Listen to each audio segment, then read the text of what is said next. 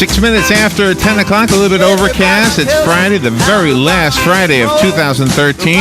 And Kelly Hart is in the studio to bring you her live show called Ocala Magazine Radio. And I know you've been busy feeding people, so I want to hear about that a little bit. Good morning, Kelly. How you doing? Hey, good morning, Larry. How are you? Pretty good. Was your holiday good? Your Christmas good? It was fantastic. You stayed in town, right? I did stay in town. And I know that because I saw you on Christmas Day. Yes. You popped your head in here and you picked up the toys. I did. That were gathered. That worked out fantastically. The entire day was... So you like being Santa Claus? I do like being Santa Claus. I do. It's the greatest feeling. I mean, that is what Christmas is about, after all, is giving. Yeah. And so it's nice to be able to give to people that otherwise may not have had toys or food or hygiene or whatever the products were that they were in need of. Right. Or even just a hug, or just a place to go and eat and escape the cold and the nasty weather. And so it was nice all around. A little bit nasty right now, right, out there? It's terrible. It almost feels like snow. I don't know. It's just my wishful thinking. I mean, it kind of looks like what happens right before snow. So the anticipation is there. Right. But knowing it's not going to happen is kind of a letdown. Although it has. It has. If that's what you call snow, then yes, it has. No, I've seen it actually snow in Ocala twice. I know it's before your time. 1976. That was before my time. It snowed like up north, but it like a blanket of it? No, it was just coming down really heavy, like big gigantic flakes. And what happened in the atmosphere? I don't know. That's weird. I don't know, but it melted when it hit the ground. That's so strange. It didn't gather, but it looked like, That's strange. I would love to see that happen again, but I'm not counting on it. So, do you remember when you were a kid, other kids in school would say, "What'd you get for Christmas?" Yes. Did you change that as you became an adult? Did you say, "What did you give for Christmas?" Because that seems to be who you are now. I've not really asked, what did you give for Christmas? Although that's a great question. I should probably start doing that. But I've stopped asking, what did you get? I mean, I still ask little kids when I see little tiny kids because they get so excited. And it's always fun to me to see, out of all the gifts, what was their thing? And it's usually not the thing mom and dad spent the most money on. It's the insignificant thing. And you're like, really? Oh my gosh, I could have saved $300, or something. But I've stopped asking adults, what did you get for Christmas? Just because you never know if they got anything. So I know I would never want to ask someone, what did you get? Too. And then say, you don't want them to be nothing. Upset. Or, man, yeah. Well, so here's my little story from when I was a younger man, and there was a child in my life, and I bought 2 toys. One, and this goes way back, so this was high tech at the time. It was a Mickey Mouse computer. Now, what you call a computer now is not what this was. Okay. Well, all this was a big Mickey Mouse. Okay. And it was like $100 or something. And it asks you a question, and then you hit a button, and it'll either tell you whether you're right or not. Now the button, there was only 4 buttons, and what it was a cassette. And the cassette was a 4-track cassette. So if the question was, what color is the sky? And button number 1 is blue and the other 3 are other colors. Well, then what you're doing is you're literally pushing the button down on the cassette on the track that says it's right or wrong. Oh, my gosh. Right. So I thought, isn't this cool? Now, that was technology back then, right? Okay. And then I bought, and that was $100. And I think for $2, I bought this Play-Doh spaghetti making thing. Yes. You push Play-Doh through Now this that I'm familiar with. Guess which was the more popular toy? Of course. The cheaper Play-Doh. Yeah. Of course. Play-Doh wins every time. Of course. I bet it still does even today. Play-Doh is an amazing product until you realize that it gets mixed up, or God forbid you don't put the cap on and it dries out and then it's ruined. Yeah. So Play-Doh is one of those things where it's fun for now. Until you mix it up, then it's ruined. And I always mixed mine up. Because, you make like food. Did you bake them? Did you bake your Play-Doh? No, I never baked my Play-Doh. Does it make it hard? I don't know. It seems like it would make it crumbly, but I don't know if you can necessarily keep it. In what do you call it, pottery class? You bake your clay, right? Well, that's a different thing altogether. I think that's a different thing altogether. Did you have a little girl's oven when you were a little girl? Yes. Does your daughter have one of them? I got her an Easy Bake Oven because I had one, so I thought it would be special for her. And I probably got it for her, 2 years ago. Did she make anything? One thing, it was nasty, and she was over it. So we gave it away. Oh, no. Yeah, she was over it. All the things that I always think are the exciting, she's going to love this. This is going to be the best.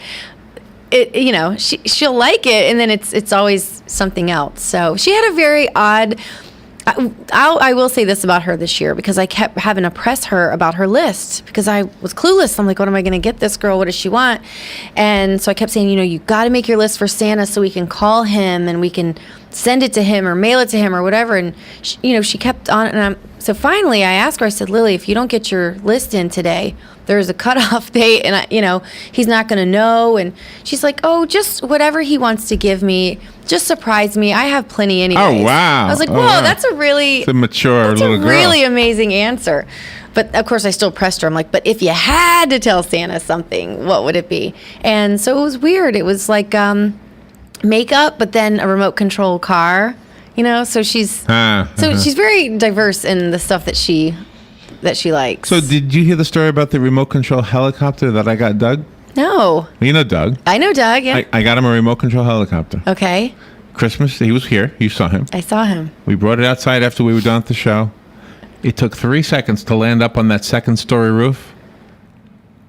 And I said, wow, that was the quickest disappearance of a toy. But it's remote control. Why didn't he turn it back I on zip it down? I tried. So you're telling me it's up there? It was. Dan went up and got it yesterday. Dan climbed up on the roof.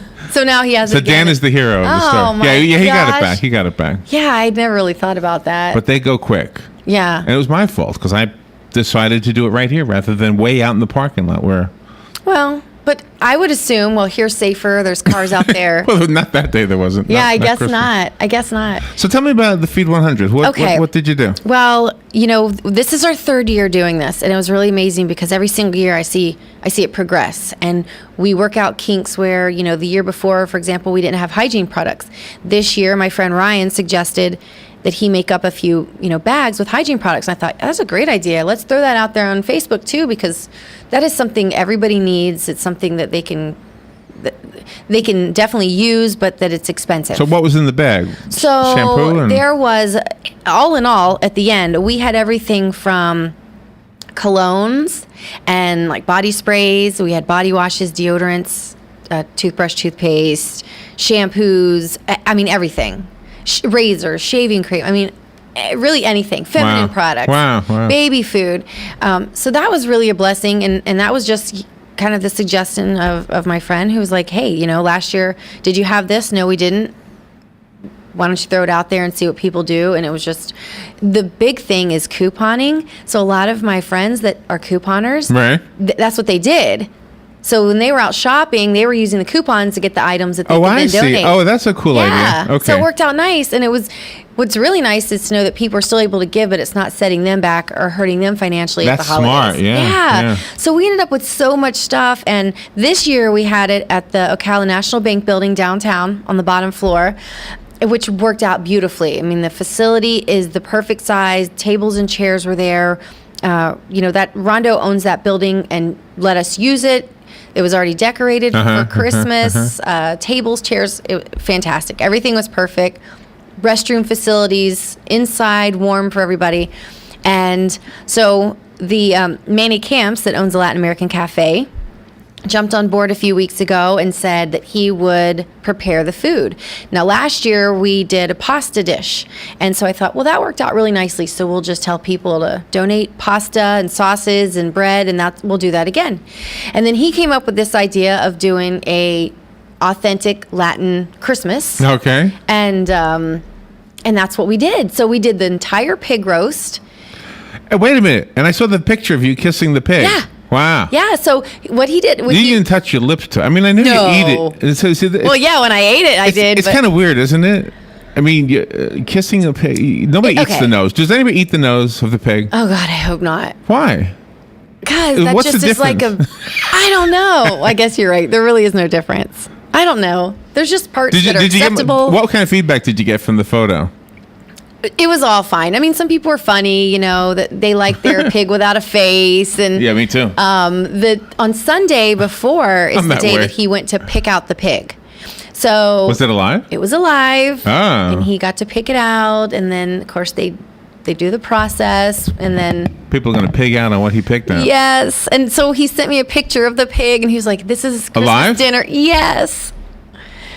I know. Oh, see, I can't handle that. I know. It was a little hard to handle, but here was my thinking on this, okay? But you eat ham anyway. I eat ham and bacon. And it was a pig at one time. You just didn't see it. Exactly. Yeah, me too. So my thought was, this pig, like this was this pig's purpose in its lifetime. Was not just to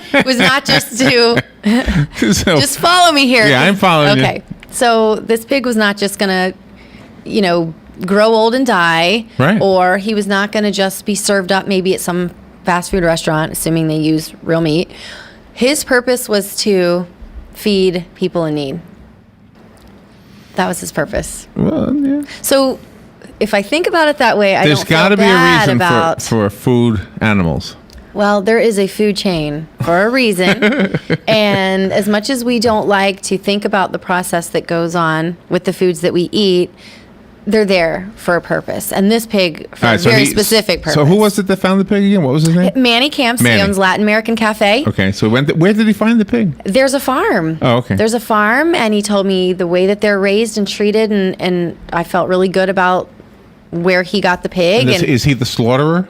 he's not. No, No. you pick the pig out, Ah. and then you leave, and then they do. They do everything? All the They take slaughtering. out all the guts? They do all of that, Okay. all the preparation. Then you go back and you pick up your pig, which he did, and then he seasoned it, and then he brought it out on Christmas Day. We were there like 10, 11 And how a.m. did you get the meat off of the pig? Did you cut it yourself?